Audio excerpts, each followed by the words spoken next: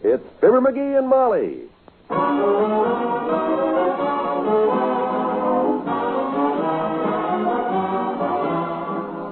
Every weekday at this time, NBC brings you the Fibber McGee and Molly program, transcribed, written by Phil Leslie, and directed by Max Hutto.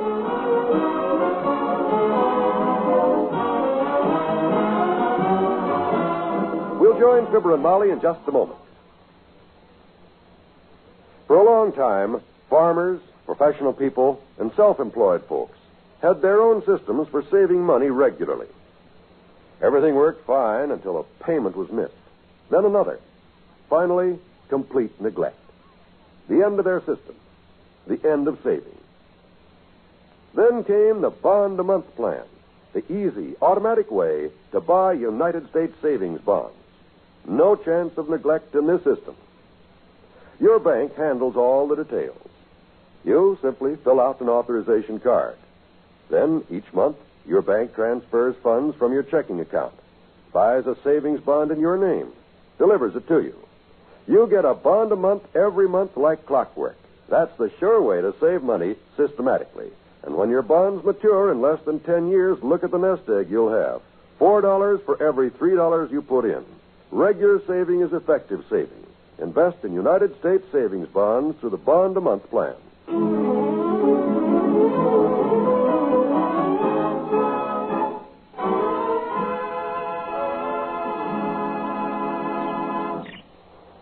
Listen to that little parakeet chirp, will you, Molly? Oh, he's so cute.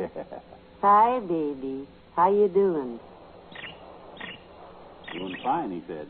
He's such a happy little thing. And why not? I'd be happy and carefree, too, if I had somebody rushing in to feed me every time I got hungry, fluttering around me all day to see if I was comfortable and covering me up at night so I wouldn't catch cold. Come to think of it, I have, haven't I? Yes, you have, dearie. And if you want a cuttle bone and some fresh gravel, I'll bring you that, too. No, thanks. I've had my gravel today. Next time you buy a box of it, get some that's not so white, will you? Why? I filled the salt shaker with it this morning and had it on my eggs. Boy, that was... Oh, look at him climb around that cage, McGee. Look, he's hanging upside down from the bars. Yeah, and singing at the same time. Boy, Gordon McRae can't do that even. Hey, look at him. He's still hanging upside down. I bet he's got his foot caught. No. Don't get excited. He's all right. You see? Look at him climb down the side of that cage. He shouldn't poke his head out between the bars like that. He's like... Hey, his head is caught. Quick, spread the bars apart so... Oh, he's all right. He does that all the time, McGee. Huh? My goodness, the way you worry about that bird. Well, I don't want anything to happen to him. One of these days, that parakeet is going to be the world's champion talker. Don't forget, I'm teaching him myself, you know. There was a straight line if I ever heard one. You betcha. I'm going to master him the English language one of these days. When I get through with him, he'll have a vocabulary like John Cameron Swayze. John Cameron who's he? Swayze. You know, that news commentator, the guy on the radio that gives you the facts behind the inside information, behind the story, behind the news. Oh, him. Mm-hmm. Have you seen today's paper? Right here. I'm looking at the fashion page. Oh. I want to see if they ever made up their minds about the new skirt length. Are they fooling with that thing again? All the silly hogwash. Just because some guy in Paris runs short of material one year, all the women throw out their entire wardrobe. Oh, here we go again. I seem to remember going through the same thing with you right after the new look come along. You're darn right. Why do women always have to follow the leader like a bunch of sheep going over? Saved by the bell. Come in. Well, Mr. Oldtimer. Hi, daughter. Hi there, Johnny. What you doing? Oh, hi, old-timer. We were just looking through the paper, and I was telling Molly here that... Say, look at that headline, kids. This means trouble. Big trouble. What headline is that? Right there on the front page. Says the government's going to try to cut down the size of Texas.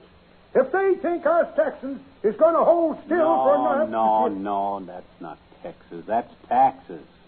Taxes? Why, certainly. You know that stuff that every new administration always says the old administration has been collecting too much of. And if you'll vote for them, they'll see that you don't have to pay so much of because they can run the government on half of what the other guys wasted. What do you say, daughter? I wish I knew. It's all right here in the paper. Don't you read the papers these days? Nope. Too hard on the nerves. I was reading where, Hey, you still got that little green buzzard, have you? That's a parakeet. You want to hear him talk, old-timer? Not especially, son. Why? Listen to him. Here, Buster. Talk to the old-timer. Hi, old-timer. Hi, old-timer. Hi, Johnny. I was just passing by. I thought I'd come in and say... Trying to get the bird to talk for you. Come on, Buster. Talk to him.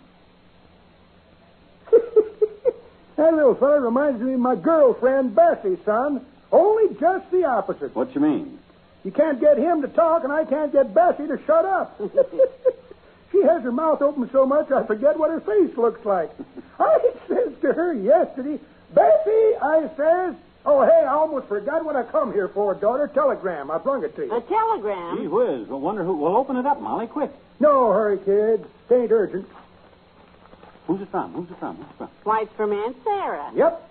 Ah, that skin-fisted old tight flint. What does she want? Let me see. Just bought a new house. She wants me to come visit her. For a few days. And bring you. Let her know when you're coming. Well, dear old rich Aunt Sarah, my favorite aunt. Hey, wait a minute. How'd you happen to know what was in that sealed telegram, old-timer? Yes, I'm a little surprised at you, Mr. Old-Timer. Don't tell me you held this up to the light and read it on the way over here. Who, me? Well, me hold up a telegram to the light and try to read the writing? Oh, not me, daughter. Well, I didn't think you'd do a thing like that. My eyes are too bad. I have to steam them open.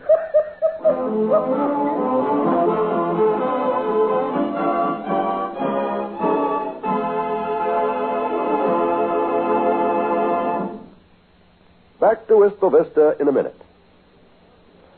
Mark Twain used to say, everybody talks about the weather, but nobody does anything about it. We might add, everybody talks about the bad conditions in our schools, but nobody does anything about it. But no, that wouldn't be quite fair. Today, good citizens all over the country are working to improve our schools. It's true that in many communities, schools are outmoded, run down, and overcrowded.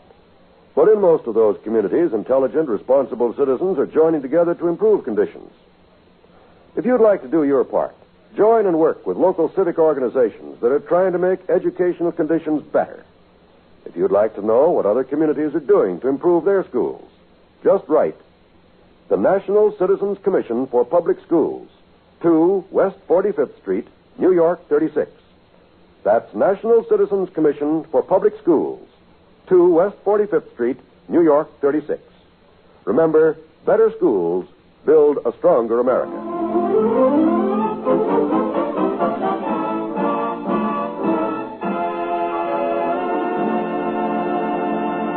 Isn't it nice of Aunt Sarah to invite us for a visit? You know, we haven't seen her in a couple of years. You know that, don't you? Yep. Seems only yesterday, don't it? I wonder what her new house looks like. Probably looks like she does. What do you mean? Old, small, and tight. Oh, it won't be small, I promise you that. Aunt Sarah likes a big house, you know. Her old mansion has always been a show place. Yeah, well, she probably sold that place on account of because she needed another $500,000 to balance the south end of her mattress. The other end is Oh, McGee, now, you know Aunt Sarah doesn't keep her money in her mattress. She keeps money every place. She's the only person I know who ever deposited a branch of the Chase National Bank into her personal account at the City Trust Company. Oh, she took all her money out of the city trust. Says she doesn't trust the city. She doesn't trust anybody. She don't even trust me. And she's so right. Just kidding, of course. Of course. I really love the old girl dearly. You know that. Mm-hmm. When I think of that sweet, loaded little old lady all alone in that great big house with no company except 14 servants and $80 million, I just want to go to her right now and hold her hand, the one with a pen in it. While she writes out a new will that says, to my beloved nephew, Fibber... Oh, McGee, stop it. Okay. When do we leave, Tootsie? Well, I thought we'd go Friday. Friday? I've got so many things to do first. Such as what? Well, I hate to bring this up, but we've simply got to have some new luggage. Luggage? What's the matter with my good old Gladstone bag? The one you had in vaudeville? That you bought from the man who had the dog act? Yeah, that's the one. You mean the suitcase with the wire screen in the end of it? Why, sure. That one? Yeah, what's the matter with it? Nothing. It's up in the attic full of those rock samples you brought home from the uranium hunting trip last year. Oh. The time you come in screaming, we're rich? Oh, yeah. Because the Geiger counter you borrowed was clicking like crazy when you held it over those rocks? Well... And it didn't stop clicking till you took off your wristwatch with the radium dial. Well... So that suitcase is in the corner of the attic where you threw it. Run up and get it. Go on. Grab your hat. We'll go downtown and buy ourselves some new luggage. Want to make a good impression on dear old sweet Aunt Sarah.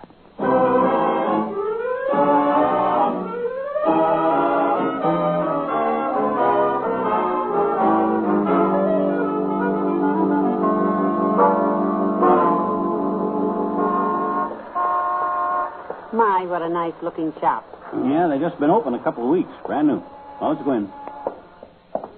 Boy, they sure got some good-looking bags here. Mm-hmm. I hope the prices aren't too high. Good afternoon, sir and madam. How do you do, sir? Hi, Bud. I'd like to look at some luggage. You came to the right place, sir. Well, I figured the right place to buy luggage was a luggage shop. We're taking a trip, To visit my rich aunt. and my old suitcase won't do. Why, what's the matter with the old bag, sir? Oh, she's just lonesome, I guess. She wired us. No, McGee. He means your old Gladstone. Oh. It's worn out, sir. What do you have in the way of nice luggage? Anything your little heart desires, madam. How about a nice overnight bag? No, we may be gone a week, Bud. You got a nice over a week bag? Here's a very handsome number here. Yes, indeed, sir. Just look at that. Genuine imitation alligator. Doesn't look like alligator to me. No bumps. Aha! It doesn't look like alligator, but listen. Doesn't that sound like alligator? I'm afraid that'd make me nervous. A bag that snaps at me every time Only $49.50. Wow, that makes me nervous, too. Well, now, how about this beautiful set of matched bags? This is genuine saddle leather. No, Bud, we want to carry them, not ride them. Well, this is a great buy, sir. Only $99.50 for the pair. $99.50. Holy smokes, what are them bags full of? $20 bills? I see I'm going to have trouble with him. Take a look over here, sir. Just look at this beautiful cowhide number. Pretty all right. Cowhide, is it? Sit on it, madam. Go ahead. Sit right on it, just like you'd put your winter coat in there as an afterthought, and we're trying to get it closed. Well, should I? Here, I'll sit on it. Let me. That's it. Sit right down, sir, and... Heavenly days. Get up out of there, McGee. My gosh. Real cowhide, huh? Not only that, sir, but this bag comes with a 10-gallon hat and a pair of spurs. Oh. We brand your initials on the side of it, and I guarantee, sir, you'll be mistaken for a visiting cattleman any place you go. Except, of course, in cattle country. Boy, that ought to impress people, Molly. Well, how much, Bud? Only $150, sir, including the hat and spurs. Oh, what he said. We just sold Dr. George Gamble a set like this yesterday. He didn't take the hat, although... What was that? Doc Gamble bought bags like this? He going someplace? No, he just saw them and liked them, sir. Son, you just solved our luggage problem. Good. Shall I deliver them, sir? Oh, no. Just keep them. We'll borrow good old Doc's. Come on, Molly. We'll go right home and call him up.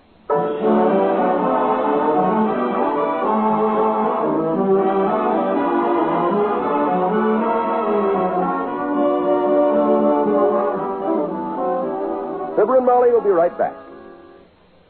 When it's entertainment you're after, you'll find the very best on this station of the NBC radio network. Tomorrow night, for example, you'll hear Robert Young, Roy Rogers, Ralph Edwards, and Eddie Cantor, each with a great program for your listening pleasure. Robert Young portrays Jim Anderson on Father Knows Best, a program which is based on the assumption that the man of the family can put one over on the wife and youngsters. Of course, it all adds up to laugh-filled entertainment that'll surely amuse you and your whole family. Hear Father Knows Best tomorrow. The same night, you can enjoy the zany stunts on Truth or Consequences with Ralph Edwards. When Ralph sends a contestant off on a consequence, it usually ends up as one of radio's funniest stunts. So listen tomorrow and see what's in store for Ralph's contestants when All America plays Truth or Consequences. And if you like Western songs and adventure, you'll find none better than the ones you hear on the Roy Rogers Show. And to top it all off, hear the little-known stories of show business that Eddie Cantor tells on his Show Business Show. Thursdays packed with stellar entertainment on the NBC Radio Network.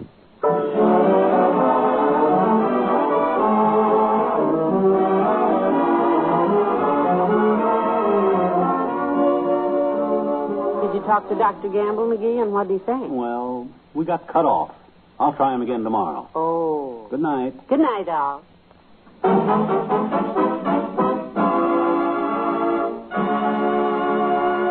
NBC has brought you the Fibber McGee and Molly program, transcribed with Bill Thompson as the old-timer and Jack Crucian as the clerk. This is John Wald inviting you to be with us again tomorrow night for another visit with Fibber McGee and Molly.